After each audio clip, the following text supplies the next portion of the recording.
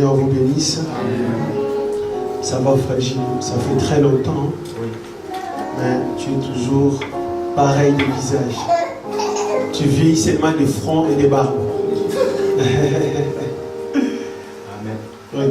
Que Dieu soit loué. Et que Dieu bénisse le frère Étienne richement parce que j'étais mécontent en arrivant ici, mais les cantiques calment les prophètes. Et ça m'a vraiment fait du bien. C'est comme si le frère était là le mercredi. Donc ce que j'ai parlé du mercredi, c'est ce qui s'est manifesté aujourd'hui. Alors nous allons prendre nos Bibles dans Marc au chapitre 5. Nous allons commencer au verset 26. Marc au chapitre 5.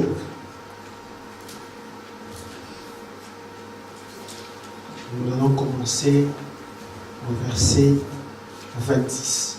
Je lis la parole. Or, il y avait une femme atteinte d'une perte de sang depuis 12 ans. Elle avait beaucoup souffert entre les mains de plusieurs médecins. Elle avait dépensé tout ce qu'elle possédait. Elle n'avait éprouvé aucun soulagement, mais était allée plutôt en empirant. Donc la situation s'empirait.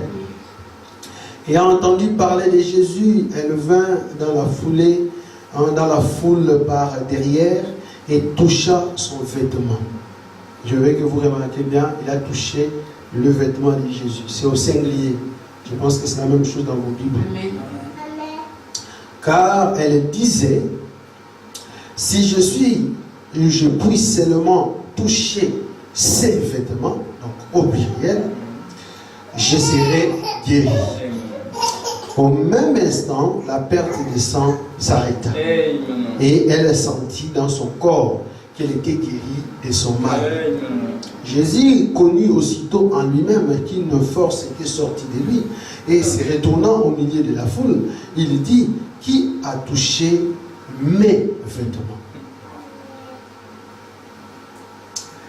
Ses disciples lui dirent, tu vois la foule qui te presse et tu dis qui m'a touché. Et il regardait autour de lui pour voir celle qui avait fait cela. La femme effrayée et tremblante, sachant ce qui s'était passé en elle, vint se jeta à ses pieds et lui dit toute la vérité. Mais Jésus lui dit, ma fille, ta foi t'a sauvée. Va en paix et sois guérie de ton mal. Que Dieu bénisse sa parole. Vous pouvez vous asseoir. Donc si vous avez remarqué, j'ai insisté sur le vêtement. Donc je vais juste parler sur le vêtement de Dieu, le vêtement de Jésus pendant quelques minutes.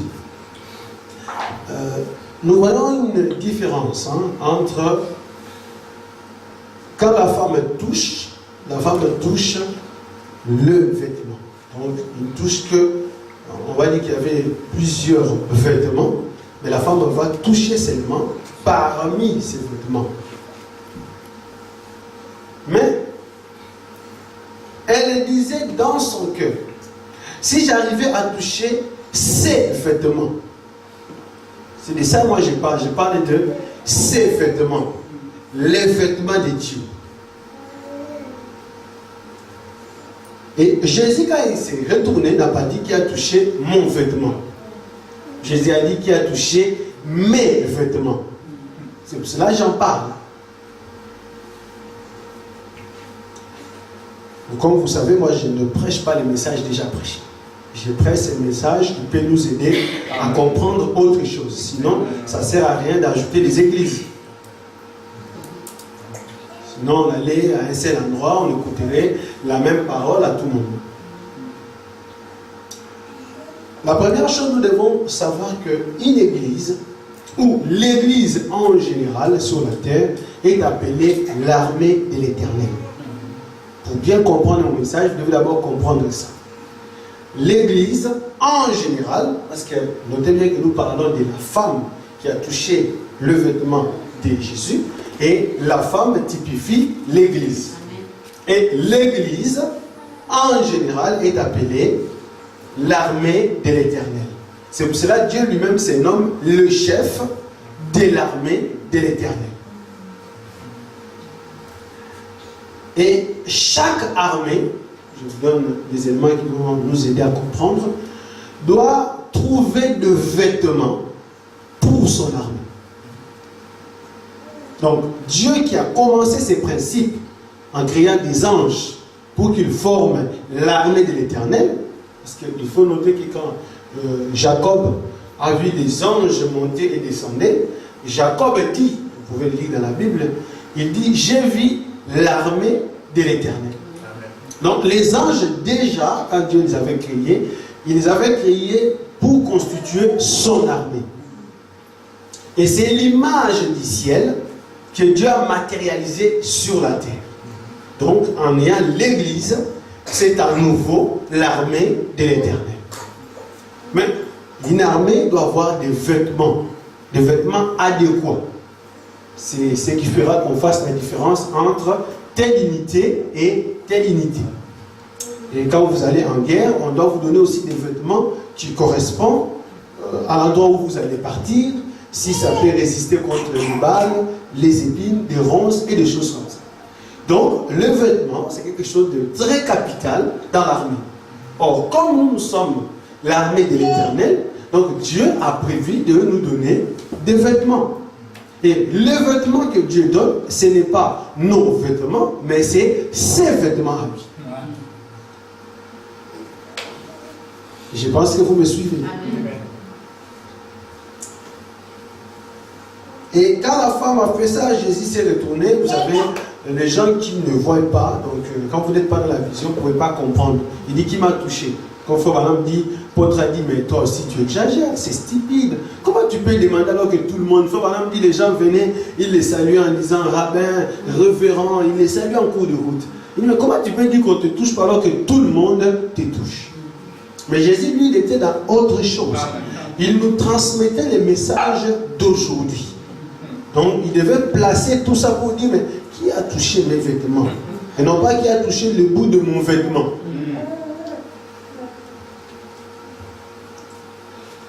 Prenons encore une autre citation. Pour d'abord appuyer ce que je viens de dire. C'est revêtir de toutes les armes de Dieu. C'est revêtir de toutes les armes de Dieu. Parce que nous sommes une armée de Dieu. Nous devons être armés de ces armes-là. Prêché le 7 juin 1962. Au paragraphe 21, Frère Branham dit ceci. Et vous savez, dans cet état de guerre entre nations, la Russie, les États-Unis, et ainsi de suite, il y a une grande guerre en cours au-delà de cela. Et c'est la guerre entre Dieu et Satan. Une grande guerre. C'était la première guerre et elle fait toujours rage. Mais oh, je suis très content de ce que cela prend fin bientôt. Alors, tout sera terminé. Satan a ses agents partout. Ils observent. Ils espionnent le peuple de Dieu. Parce que nous sommes dans la guerre. Nous, l'armée de l'Éternel, et Satan a aussi ses agents, son armée aussi. Parce que lui, il a copié tout ce que Dieu a fait. Alors, il a des agents un peu partout pour nous espionner. Donc, c'est pour cela, dans une église, on ne peut pas manquer de mauvaises personnes.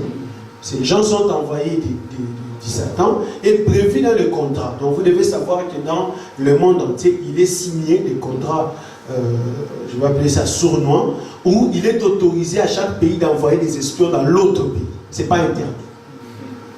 Donc, les États-Unis, la Russie savent qu'il y a des espions russes ici. Mais les peuples sont considérés toujours comme des idiots. C'est pour cela quand on dit que la Russie a renvoyé 4 espions américains et le lendemain, l'Amérique renvoie 35. Où l'Amérique trouve ces 35 aussi rapidement que possible. Donc l'Amérique a la liste, c'est qu'il y a des espions et ainsi de suite. Mais officiellement, on ne peut pas arrêter ces gens. Seulement quand il y a un problème diplomatique, on dit non, on a trouvé des espions et ainsi de suite. Et Dieu aussi et Satan, c'est comme ça. Dieu lui sait que dans son église viendraient des espions. Mais il ne peut pas faire que cela soit empêché.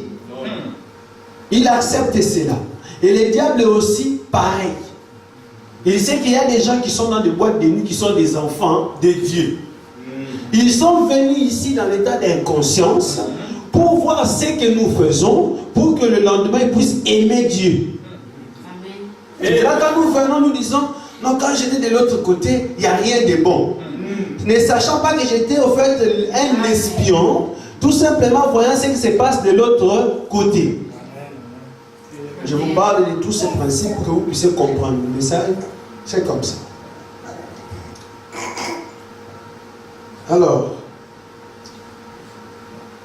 on me dit, l'ennemi, donc le diable a ses agents partout, ils observent, ils espionnent le peuple de Dieu, les actions de Dieu, donc ce que nous sommes en train de faire, donc nos actions sont les actions de Dieu. L'ennemi est partout, il observe pour voir ce qu'il peut faire, et Dieu en a aussi. Amen. Nous en sommes donc reconnaissants. Il y a des espions de part et d'autre. Et il faut continuer en disant, et chaque nation équipe son armée des meilleurs de tout, le meilleur équipement de tout récent équipement qu'elle puisse se trouver. Exactement. Comme l'armée regarde et disent non, il y a telle chose. Par exemple, donne l'exemple de l'Allemagne qui avait des radars. Après, quand c'est révolu, il faut qu'ils trouvent. C'est pour cela pas étonnant. Les Français ont des problèmes avec les Russes, mais les Russes achètent des bateaux militaires chez les Français. On cherche quelque chose de plus puissant. L'autre avantage, c'est qu'on va étudier à partir de l'arme qu'on a achetée chez les Coréens, comment ils l'ont fait, comment ils l'ont fabriqué. C'est là qu'on parle de l'expérience. Et la parole de Dieu que vous voyez, le monde de la parole de Dieu, c'est exactement comme l'armée physique. Si vous comprenez la logique de l'armée, ici vous n'aurez pas de problème. Comme je l'ai montré le mercredi, que notre problème, c'est la peur. Amen. Nous avons peur de l'échec, c'est pour cela que nous échouons. Or, ça, c'est la loi de Dieu. Or, cette même loi s'applique dans l'armée. Tout ce qu'on fait, c'est enlever la peur dans un homme. C'est pour cela que quand tout le monde fuit les terroristes, vous le voyez sur la route. Donc, on enlève les peureux, on envoie les gens qui n'ont pas peur.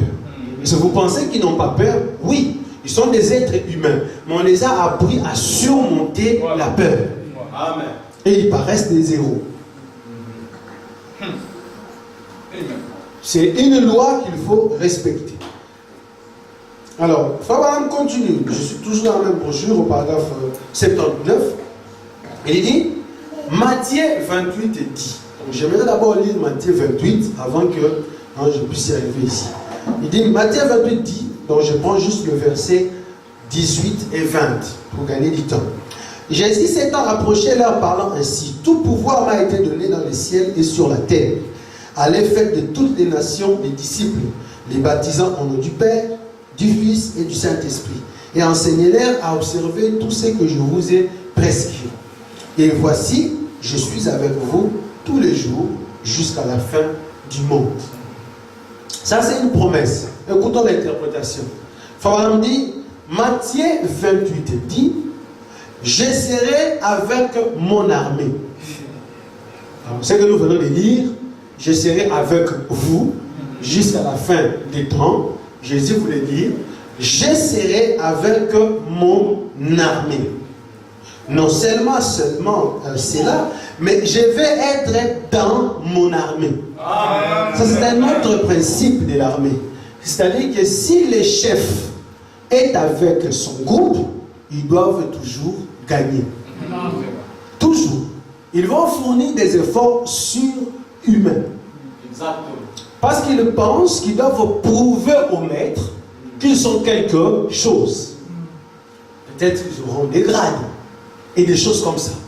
La présence du maître fortifie le groupe. Amen. Et Jésus le savait. Il a dit non, si je pars, je laisse ces gens comme ceci, ils vont échouer. Exactement. Il dit, je serai avec vous. Je serai dans mon armée moi-même. Or, lui n'a jamais perdu de bataille. Jamais perdu de guerre. Comment nous, on arrive à perdre? J'ai parlé de ça le mercredi différemment. Je continue juste dans ma pensée. Comment nous, on arrive à échouer? Ah, moi j'ai besoin d'argent, j'ai besoin d'une maison, j'ai besoin d'une voiture, j'ai besoin d'une femme, j'ai besoin d'une église, j'ai besoin de tout, on échoue. Or, on dit que Dieu ne peut pas échouer. Sinon, le diable aurait vaincu. Ou il deviendra le Dieu qu'on doit adorer, parce qu'on adore un Dieu victorieux. Et celui qui gagne devient le Dieu utile. Exactement.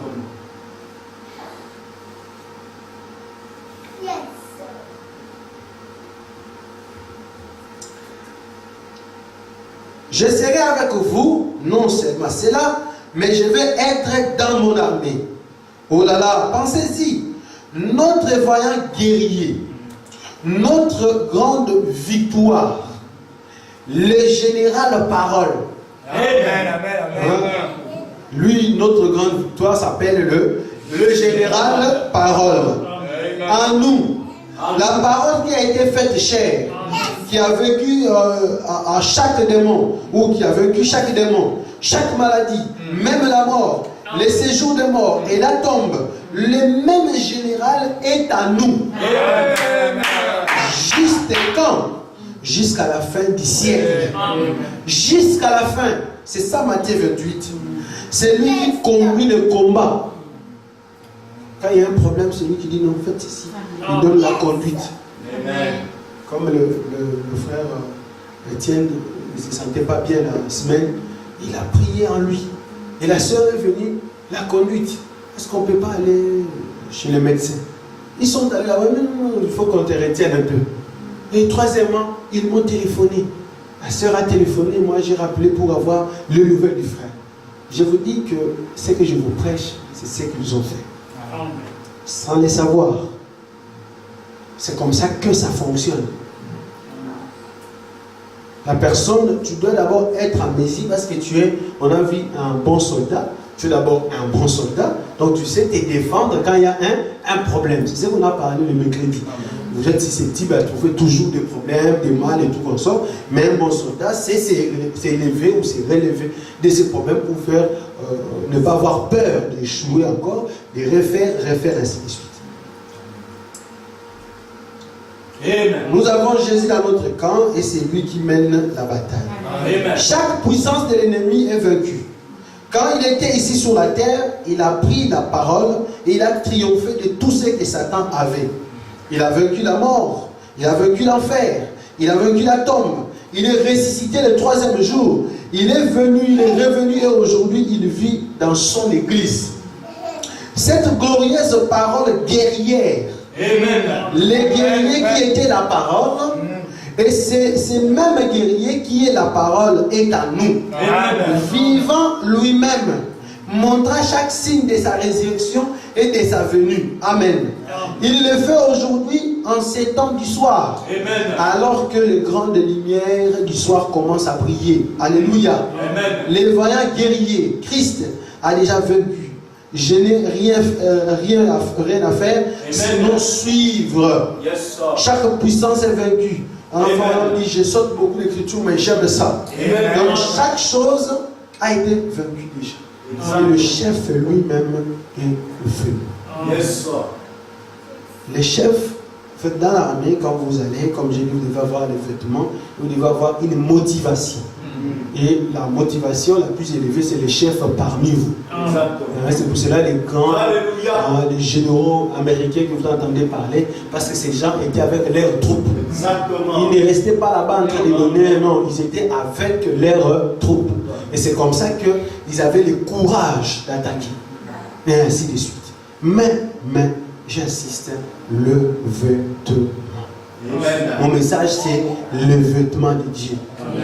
Parce que le vêtement protège un militaire individuellement du groupe et du chef. Exactement. Individuellement. Parce que si la présence du chef suffisait, on n'aurait pas besoin de vêtements. Exactement. On serait seulement avec lui et tout viendrait, lui les prendrait dans sa main et nous gagnerons des guerres. Amen. Mais lui il a dit non. Mais qui a touché mes vêtements? Parce que dans les vêtements, c'est là qu'il y a la fortification. Dans les vêtements, c'est là où il y a la guérison. Dans les vêtements, c'est là où il y a la puissance. Amen. La femme savait qu'elle s'approchait de Jésus. Les saluer, comme il disait, révérend. Ça ne servait en rien. Parce qu'il touchait sa chair. Or, la chair ne sert de rien. Et la femme savait que c'est le vêtement là. Si moi je touche au vêtement, j'ai la solution. Amen. Dieu dit non, moi-même je vais descendre. Je vais vivre dans mon armée. Amen. Pour leur donner la force. 75. Frère Branham dit ceci. Oh, Dieu se rend donc présent dans son armée. Amen. Croyez-vous cela? Amen. Eh bien, Dieu a dit, je leur ai envoyé la parole. Ève a foulé cela aux pieds. Il n'a pas cru cela. J'ai rendu cela manifeste. Ils l'ont crucifié, cela. J'en ai simplement marre. Je viens moi-même. Le voici donc au venir. Dieu en vous. Dieu au-dessus de nous. La colonne de feu. Dieu avec nous en Jésus-Christ. Dieu en nous, le Saint-Esprit. On dit qu'est-ce? La même parole, le même Dieu, Amen, non plus s'est confié à autre chose. Dieu lui-même est venu. C'était un travail concernant l'homme. Aussi l'a-t-il exécuté. Il est descendu lui-même. Suivez-moi bien. Ils n'auront rien à faire à ce sujet. Qu'ils s'abandonnent simplement. Dieu est venu lui-même. Qu'ils s'abandonnent tout simplement à moi. Et je marcherai au milieu d'eux. Je parlerai en eux. Je m'adresserai par eux. Je travaillerai en eux. Oh là là, c'est ça. J'accomplirai l'œuvre. S'ils s'humilient simplement. Oh, merci Seigneur. Qu'ils se vident simplement. Et moi, je battrai mon ennemi là à travers eux. Alléluia. Donc Dieu compte sur nous. Et les attaques que nous recevons de l'ennemi de Dieu, c'est pour voir si Dieu sait qu'il a fait comme promesse, il peut les réaliser. Lui, le général en chef, le général parle, ne peut rien faire. Il est dans des livres, dans des brochures, dans la Bible, et il compte sur nous. Un travail qu'il devait faire pour l'homme. Et il l'a exécuté. Il dit, je dois battre mon ennemi, mais je la battrai en vous. Je vais encore relire ça. Et moi, je battrai mon ennemi là à travers eux. C'est ça. Vous ne pouvez donc pas les faire par vous-même. J'ai telle chose, comment je vais faire? Il faut s'abandonner tout simplement. Vous n'êtes pas à la hauteur. Mais si seulement vous laissez Dieu le faire, placez la parole en vous, alors vous serez pris en charge. Et vous allez vers et vous allez battre l'ennemi. Parce que vous savez que Dieu est dans le camp. Amen. Le général parole est là. Et moi je suis habillé. Je m'a donné le vêtement. Et dans le vêtement il y a la puissance. Dans le vêtement il y a la solution. Je n'ai pas besoin de calculer le nombre d'années que j'ai eu telle souffrance ou tel problème. Non. Mais comme aujourd'hui le vêtement va passer ici, et que le vêtement va venir, moi je vais aller seulement toucher ces vêtements. Ça c'est la pensée de la femme. La pensée de l'église était claire, fixée. Il a dit, moi je vais toucher ces vêtements. Et arrivé, il ne pouvait pas toucher tous les vêtements. Vous comprenez? Jésus en avait beaucoup.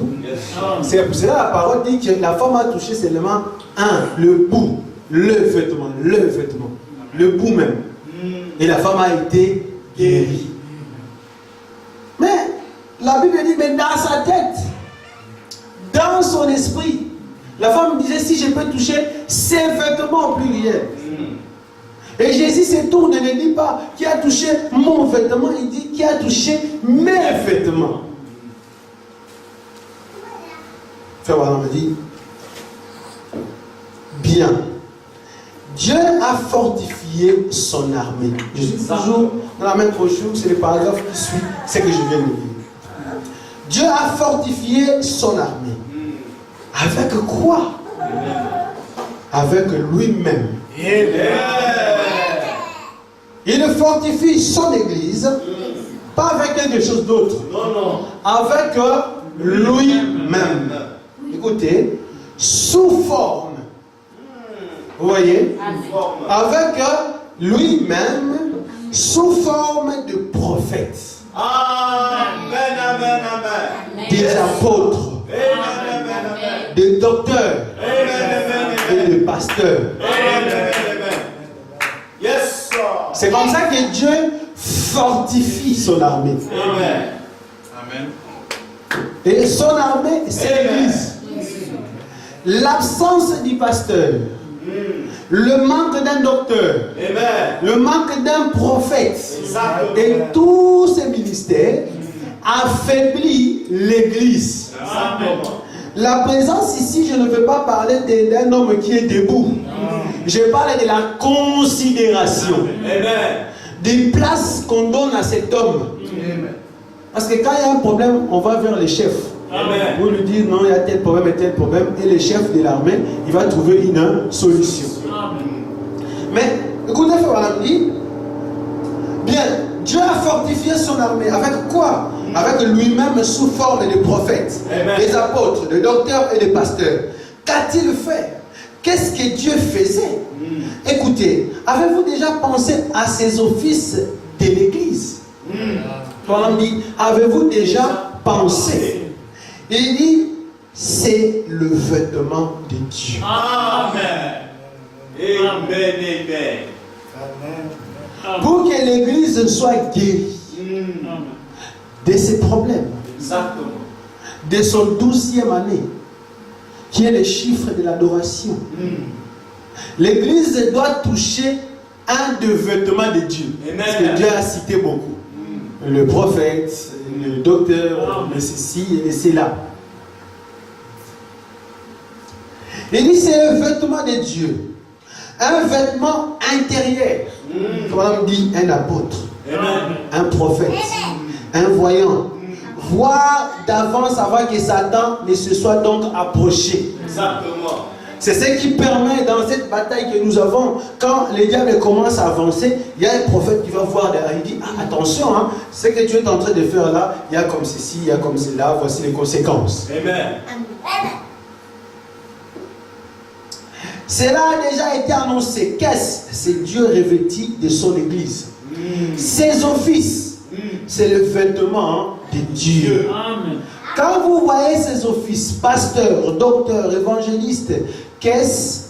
C'est le vêtement de Dieu. Amen. La présence de Dieu. Amen. L'église de Dieu, et cela opère à travers d'un homme. Amen.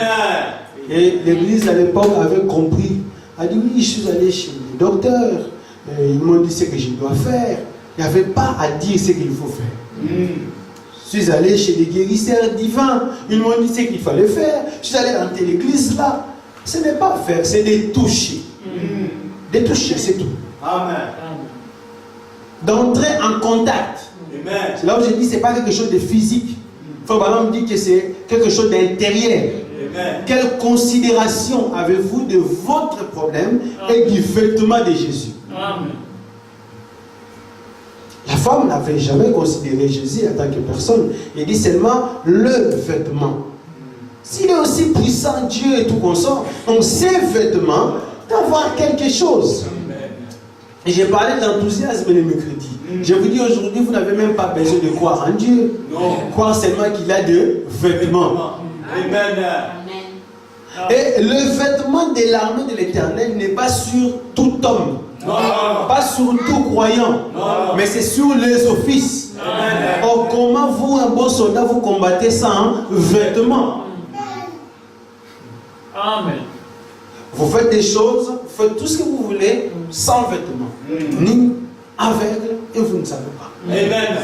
C'est pour cela que j'ai dit, quand vous rencontrez un problème, écoutez, moi je n'ai pas besoin de recevoir vos problèmes. Moi, j'ai aussi des problèmes. Exactement. Mais je dois vous dire la vérité. Amen. Vous échouez parce que vous ne touchez pas aux vêtements singuliers de Jésus. Amen.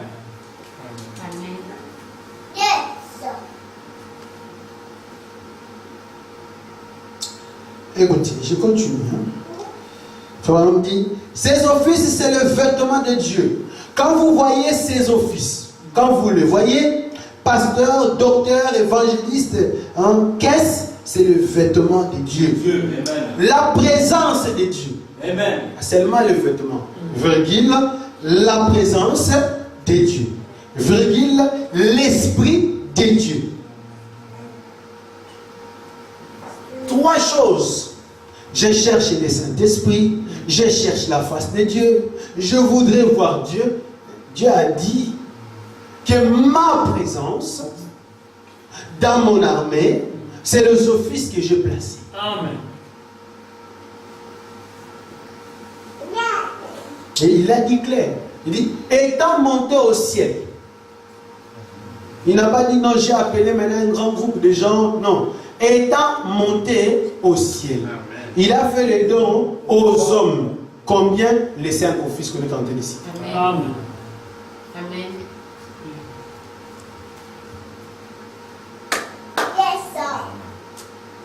Il dit ceci. Et si cet office, l'office dont on est question, réunit une partie de cette parole, alors ce n'est pas le vêtement de Dieu. C'est ça. Amen. Non, pas ça. C'est un loup vêtu de peau de brebis. Parce qu'il doit toujours avoir des vêtements. Même le faux doit avoir le vêtement. Amen. Ce n'est pas le problème des vêtements. Le vêtement, j'ai dit que c'est la puissance. C'est pour cela que les faux font des miracles. Parce que quand la femme touche aussi à ses vêtements, le problème, ça dit que dans cet homme, c'est lui qui est le problème et non le vêtement. Tant qu'il applique la parole, il va amener la foi sur scène, les gens vont être guéris, ils vont avoir tout. Mais quand il nie une partie de la parole, c'est là qu'il y a la fausseté. Amen. Observez cet homme-là. Faites attention à lui. Mais s'il ne prend que ce que dit la parole, rappelez-vous, c'est Dieu, car il proclame sa parole. Voyez, eh bien, allez de l'avant, brebis. Allez de l'avant. Amen. Le vêtement de Dieu. Qui a touché mes vêtements? Vous pouvez mettre ça ensemble avec ce que Dieu dit, ne touchez pas mes oins. Vous allez remarquer que ces oins sont toujours le vêtement. Étant monté au ciel, il a oint les hommes, et ces hommes-là sont toujours le vêtement. Et il dit, ne les touchez pas. Moi-même, je sais ce que je fais. Des fois, moi-même, j'ai peur quand je parle d'un homme de Dieu, ne sachant pas si c'est un vrai ou un faux. Vous savez, il y avait un jeune prophète dont on était son nom dans la Bible, que Dieu avait envoyé pour aller détruire deux temples. Et quand il arrive, il fait le travail de Dieu bien. Et Dieu lui avait dit, ne rentre pas sur, ne prends pas le même chemin que tu avais pris quand tu es venu pour détruire. Ne mange pas là-bas, ne fais rien. Il y avait un autre prophète, un vieux prophète de Dieu. Donc Dieu était venu par lui pour lui donner une vision. Et il dit, oui, j'ai envoyé un prophète, ainsi de suite. Et le monsieur envoie ses enfants chercher le monsieur qui rentrait déjà chez lui, suivant exactement la parole de Dieu. Il dit, non, il y a un prophète aussi. Il y retourne, il voit le prophète, et la vision de Dieu vient dans cet autre prophète. Qui dit, non, mange, reste ici.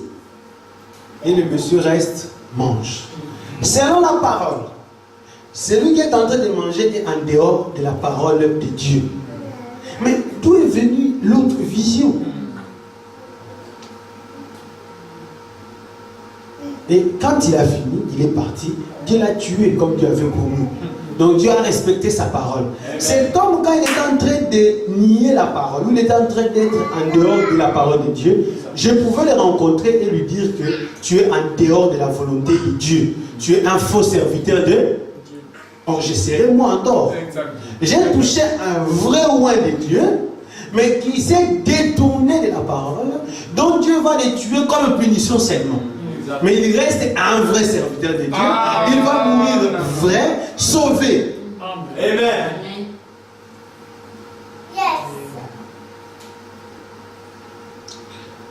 Frère Branham dit, même lui-même quand il était en train de prêcher, il disait aux gens, priez, dites ceci à Dieu. Seigneur, comme cette femme-là permet que je te touche au travers de Frère Branham. Amen. Parce que lui-même était prophète. Amen. Alors c'est comme ça que Dieu fortifie l'Église. Il fortifie son assemblée à travers les vêtements. Amen. Il passe par là. Que quelqu'un puisse avoir le temps de toucher ces vêtements-là. Amen. Si quelqu'un le touchait, il est guéri de son problème. Et ça s'est fait d'une manière simple. Il n'y a pas un programme. Amen. Ça ne nécessite pas une église. Jésus n'était pas le pasteur de cette femme. La femme qui logeait Élisée, je pense qu'elle priait hier. Parce que c'était une femme de foi.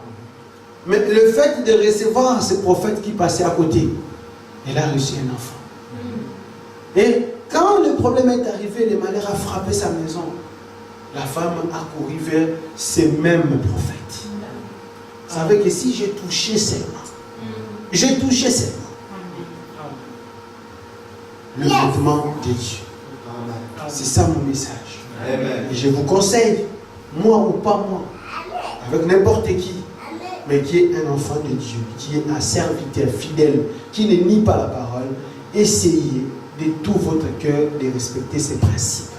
C'est un principe qui permet que les gens puissent gagner des guerres.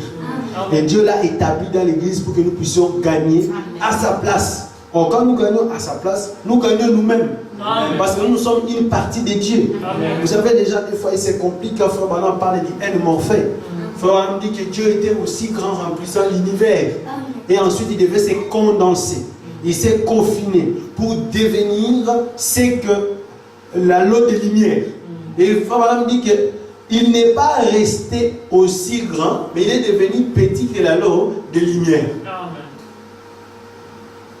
Et de l'anneau de lumière est sorti. Est sorti quoi? Des planètes. Il faut bien comprendre la parole. Parce que quand Dieu était aussi grand et qu'il est devenu petit, il n'y avait plus rien. C'était seulement les petits là qui existaient. C'est pour ça que la fois, par exemple, quand il dit faisons un voyage, il dit on voit rien. Et cet anneau de lumière est sorti des autres boules qu'on appelle même le Big Bang, c'est les scientifiques, les boules de feu. Et plus tard, des millions d'années plus tard, il y a eu de l'oxygène, ainsi de suite, qui a formé la Terre, planète Mars, ainsi de suite, jusqu'à donner l'essence de l'humain ou de la verdure et tout ce que nous avons. J'ai toujours dit aux gens, si Dieu revenait Dieu, rien n'existerait. Amen. Parce que nous étions en lui. C'est le fait qu'il s'est retiré que nous sommes là. Amen. Nous sommes Dieu. Amen. Même les pécheurs est aussi une partie de Dieu. Amen. Une partie de Dieu dont Dieu n'aimait pas. Amen. Et je sais que c'est aussi compliqué que ça, mais c'est ça la vérité. Sinon les pécheurs auraient l'autre source.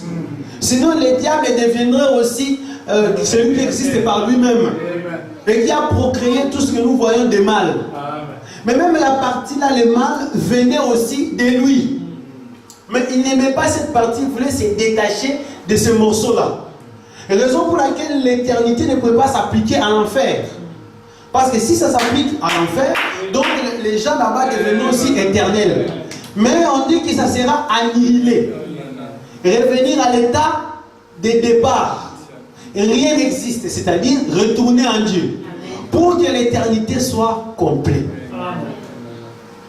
Le vêtement de Dieu. Que chacun tire sa conclusion. Que Dieu vous bénisse.